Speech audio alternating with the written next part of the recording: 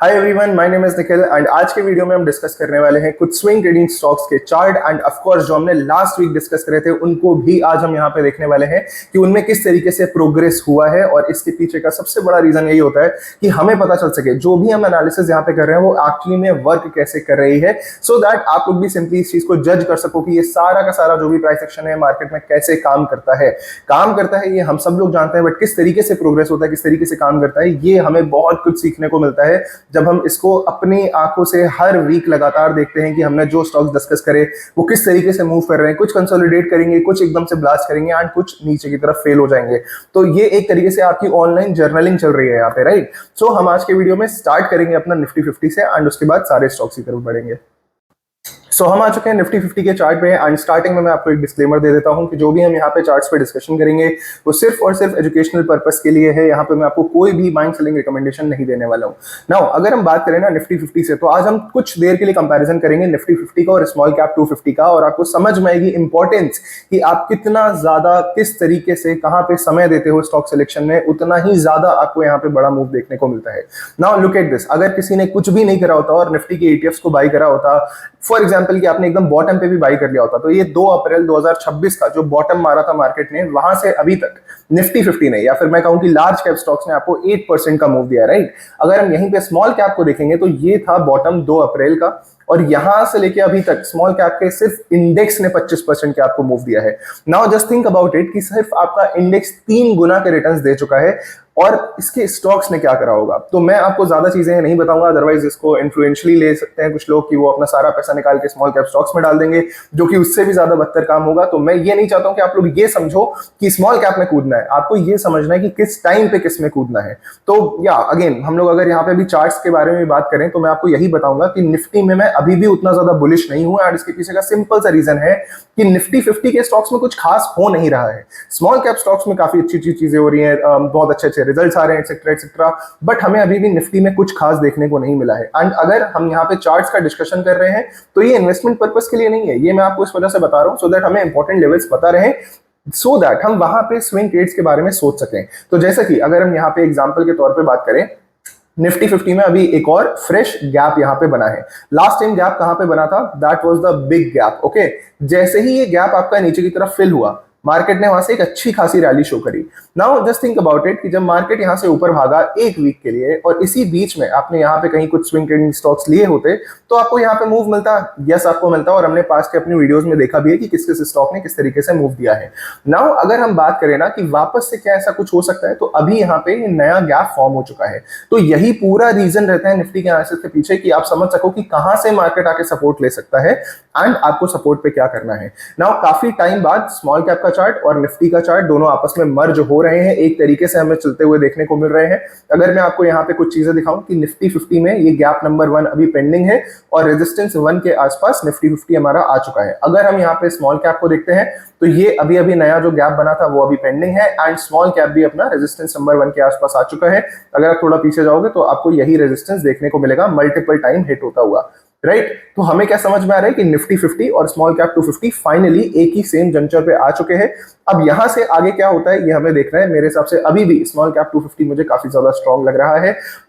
ये बिल्कुल हो सकता है कि दोनों जाएं, रेजिस्टेंस को हिट करें एंड नीचे आए। जितना ज्यादा आपका निफ्टी रिट्रेस करेगा नीचे की तरफ, हो सकता है उतना ज्यादा आपका स्मॉल कैप ना करे। नाउ ये था हमारा कंप्लीट एनालिसिस इंडाइसेस को लेके।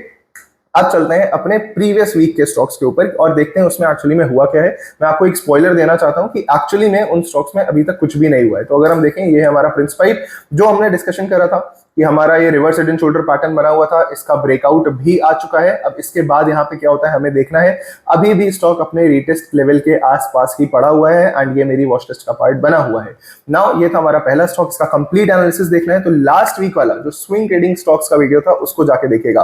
देखिए, मैं अगर आप लोग कंफ्यूज हो तो मैं आपको पहले बता देता हूं, 2 टाइप के वीडियो आपको उस प्लेलिस्ट में देखने को मिलेंगे। जिस प्लेलिस्ट का नाम है स्विंग ट्रेडिंग अपॉर्चुनिटीज, उसमें आपको दो टाइप की वीडियोस देखने को मिलेंगे, एक ऑल टाइम हाई ब्रेकआउट वाले और एक स्विंग ट्रेडिंग स्टॉक्स वाले। तो जो ऑल टाइम हाई ब्रेकआउट वाला वीडियो होगा उसमें मैं जो प्रीवियस वीक में मैंने all time high breakouts discuss करे होंगे उनको यहाँ पे मैं एज अ प्रोग्रेस के लिए यूज करूंगा कि उसमें क्या हो रहा है। Same goes with swing trading. तो कुछ लोग क्या करते हैं ना, मर्ज कर देते हैं कि अरे आपने प्रीवियस वीक में तो सीयूबी को डिस्कस करा था, अब आप कह रहे हो कि आपने उसको डिस्कस नहीं करा था। तो ऐसा नहीं है, जिस टाइप का वीडियो चल रहा है उसी टाइप के प्रीवियस स्टॉक्स को हम डिस्कस करते हैं। तो लास्ट वीक हमने क्या डिस्कस करा था, आई होप अब तक आप लोग समझ गए होंगे, बिकॉज आई नो कि आप लोग वीडियोस देखते हो अच्छे से।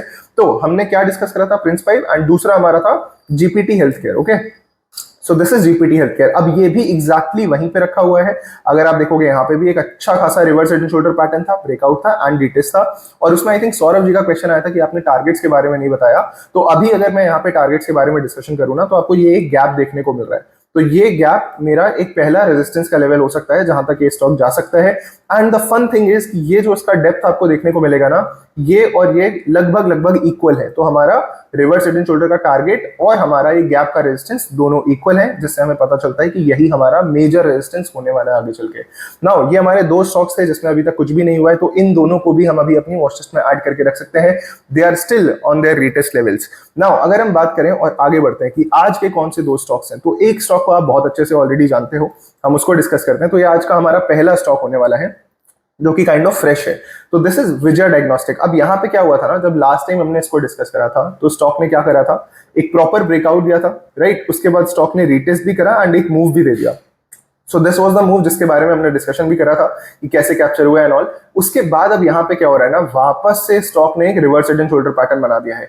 नाउ द थिंग इज कि reverse head and shoulder pattern एक रिवर्सल पैटर्न है, और रिवर्सल पैटर्न कब ज्यादा अच्छे से काम करते हैं, जब आपका स्टॉक ऊपर से नीचे गिर रहा हो। I hope you guys are getting my point, क्योंकि अगर आप सीख नहीं पा रहे हो और सिर्फ स्टॉक्स का नाम देखने के लिए वीडियो देख रहे हो तो आप ऑलरेडी एक बहुत बड़ी प्रॉब्लम में हो। तो आप सीखने पे फोकस करो, राइट। अगर ये स्टॉक गिर रहा होता और यहाँ पे आपका reverse head and shoulder pattern बनता तो मुझे बहुत ज्यादा पसंद आता, बट भागते हुए स्टॉक में अगर ये पैटर्न बन रहा है ना, तो मेरे लिए पैटर्न किसी काम का नहीं है।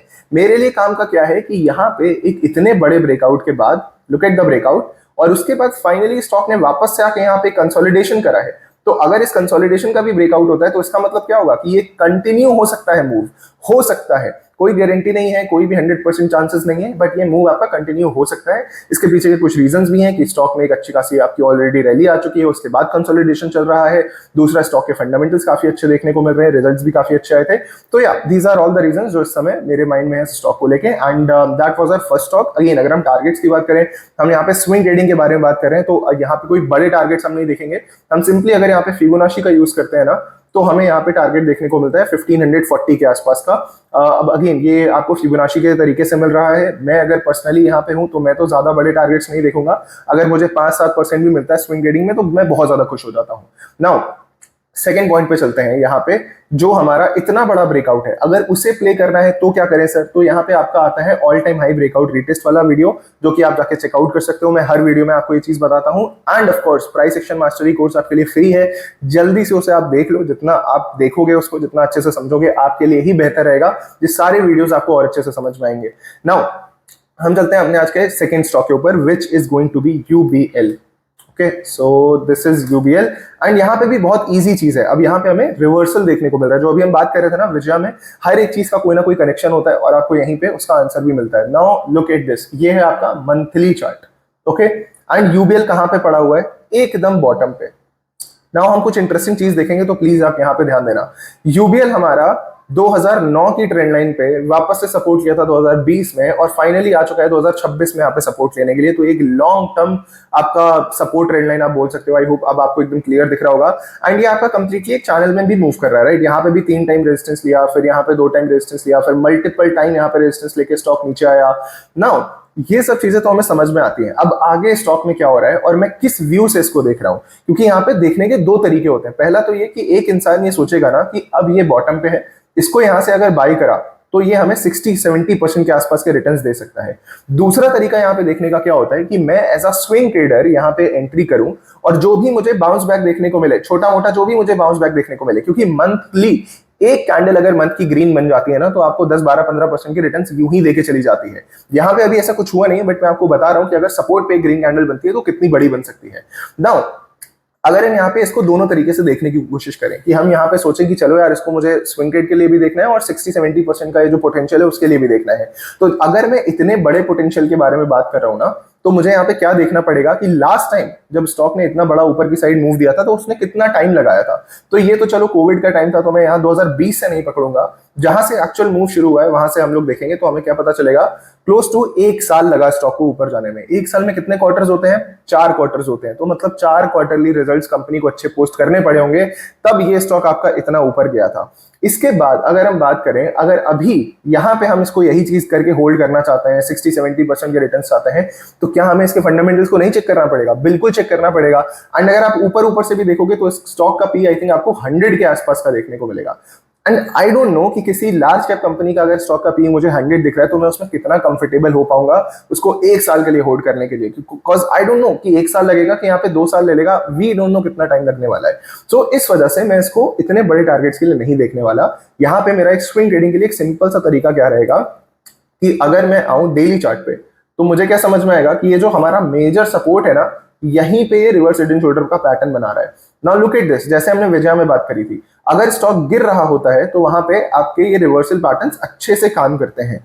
अब यहाँ पे क्या अभी तक ब्रेकआउट आया है? नहीं, तो ये मेरी वॉचलिस्ट का पार्ट है। जब यहाँ पे एक ब्रेकआउट आ जाएगा तब ये मुझे काफी ज्यादा इंटरेस्टिंग लगेगा, बिकॉज इसके आसपास खास कोई रेजिस्टेंस नहीं है। अगर हम यहाँ पे रेजिस्टेंस चाहें भी कोई निकालना तो हमें ये देखने को मिलता है। नाउ अगर हम इस ब्रेकआउट लेवल को देखें, यहां से कितना पोटेंशियल है? क्लोज टू 11-12% का।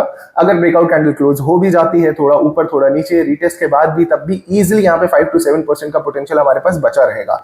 अब अगेन ये कोई भी बाइंग सेलिंग रिकमेंडेशन नहीं है, बट आज के ये हमारे दोनों स्टॉक्स थे। तो हमने क्या करा, हमने निफ्टी 50 देखा, स्मॉल कैप 250 देखा। हमें समझ में आया कि दोनों में यहाँ पे अब फाइनली एक जैसा प्राइस एक्शन देखने को मिल रहा है। दोनों ही रेजिस्टेंस के पास बढ़ रहे हैं, दोनों ने ही अपना गैप बना दिया है। इसके बाद हमने देखा अपने प्रीवियस 2 वीक के स्टॉक्स को, और इस बार के जो भी हमारे 2 स्टॉक्स हैं हमने उसको डिस्कस करा। आई होप कि वीडियो में आपको इमेंस वैल्यू देखने को मिली होगी।